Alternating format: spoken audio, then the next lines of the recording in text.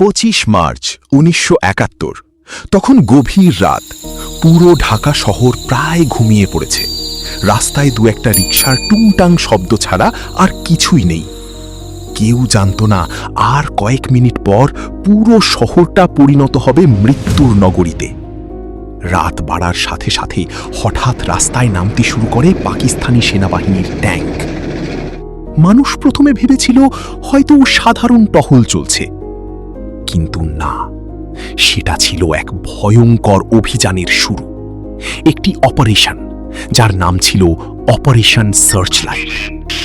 সেই রাতের লক্ষ্য ছিল একটাই, বাঙালিদের চিরতরে ভয় দিয়ে থামিয়ে দেওয়া। কিন্তু পাকিস্তানিরা জানত না, সেই রাতই জন্ম দিতে যাচ্ছে একটি নতুন দেশ। 1970 সালের নির্বাচনে পূর্ব পাকিস্তানের মানুষ বিপুল ভোটে জয়ী করেছিল শেখ মুজিবুর রহমানকে। বাংলার মানুষ আশা করেছিল এবার হয়তো তাদের অধিকার মিলবে, কিন্তু পশ্চিম পাকিস্তানের শাসকরা সেটা মেনে নেয়নি। ক্ষমতা দেওয়ার বদলে তারা শুরু করে ষড়যন্ত্র। ঢাকার রাজপথে তখন হাজার হাজার মানুষ প্রতিবাদ করছে। সব জায়গায় শুধু একটাই দাবি, আমাদের অধিকার চাই। 7 মার্চের ভাষণের পর পুরো বাংলা যেন বদলে যায়। মানুষ বুঝে গিয়েছিল বড় কিছু ঘটতে যাচ্ছে। আর ঠিক তখনই পাকিস্তানি সেনাবাহিনী গোপনে একটি পরিকল্পনা তৈরি করে। তাদের সিদ্ধান্ত ছিল এক রাতেই সব আন্দোলন শেষ করে দিতে হবে। 1971 সালের মার্চ মাস, যখন পুরো বাংলা উত্তাল, তখন ঢাকা সেনানিবাসের এক অন্ধকার ঘরে বসে লেখা হচ্ছিল এক নৃশংস দলিল, যার নাম দেওয়া হয়েছিল operation searchlight. 17 March general Hamid টেলিফোনে নির্দেশ দিলেন আক্রমণের ছক তৈরি করতে। 18 মার্চ সকালে ঢাকা সেনানিবাসের জিওসি কার্যালয়ে বসে জেনারেল রাজা আর রাও ফরমান আলী তৈরি করলেন সেই মরণ ফাঁদ। নীল রঙের এক অফিস প্যাডের 5টি পাতা জুড়ে পেন্সিল দিয়ে রাও ফরমান আলী নিজ হাতে লিখেছিলেন এই ধ্বংসযজ্ঞের পরিকল্পনা। পশ্চিম পাকিস্তান থেকে আনা হলো 16তম ও 19তম ইনফ্যান্ট্রি ডিভিশন। তবে এই পরিকল্পনায় রাজি ছিলেন না পূর্ব পাকিস্তানের তৎকালীন জিওসি সাহেবজাদা ইয়াকুব খান এবং গভর্নর অ্যাডমিরাল আহসান। তাই তাদের সরিয়ে দায়িত্ব দেওয়া হলো বাংলার কসাই খ্যাত জেনারেল টিক্কা খানকে। পরিকল্পনা ছিল শুরুতেই বাঙালি পুলিশ, ইপিআর আর সেনাদের নিরস্ত্র করা হবে। 20 মার্চ জেনারেল হামিদ আর টিক্কা খান এই প্ল্যান চূড়ান্ত করেন। যদিও ইয়াহিয়া খান তখন আলোচনার নাটক করছিলেন, কিন্তু ভেতরে ভেতরে তিনি এই গণহত্যার সবুজ সংকেত দিয়ে দিয়েছিলেন। 25 মার্চ রাত, জেনারেল টিক্কা খান আর তার কর্মকর্তারা 31তম কমান্ড সেন্টারে বসে সব তদারকি করছিলেন।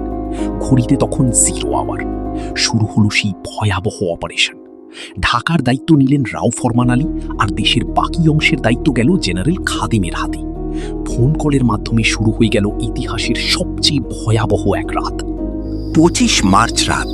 ঢাকার মানুষ তখন ঘুমাচ্ছে।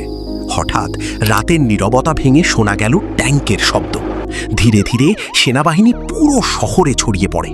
প্রথম হামলা করা হয় ইউনিভার্সিটি অফ ঢাকায়, কারণ পাকিস্তানি সেনারা মনে করত ছাত্ররাই আন্দোলনের সবচেয়ে বড় শক্তি। হলের ভিতরে তখন অনেক ছাত্র ঘুমিয়েছিল। কেউ পড়াশোনা করছিল, কেউ গল্প করছিল বন্ধুদের সাথে। হঠাৎ চারদিকে শুরু হয় গুলি। একটার পর একটা রুমে ঢুকে গুলি চালানো হয়। অনেকে কিছু বুঝে ওঠার আগেই শহীদ হয়। চারদিকে শুধু চিৎকার, আগুন আর ধোঁয়া। সেই রাতে ঢাকা বিশ্ববিদ্যালয় যেন যুদ্ধক্ষেত্রে পরিণত হয়েছিল।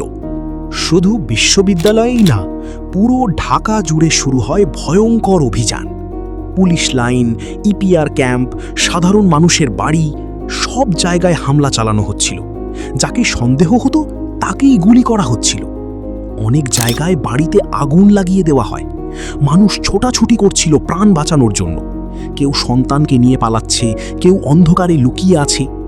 ঢাকার আকাশ তখন আগুনের লাল আলোয় ভরে গিয়েছিল। সেই রাত এতটাই ভয়ঙ্কর ছিল যে অনেক মানুষ সারা জীবন সেই স্মৃতি ভুলতে পারেনি।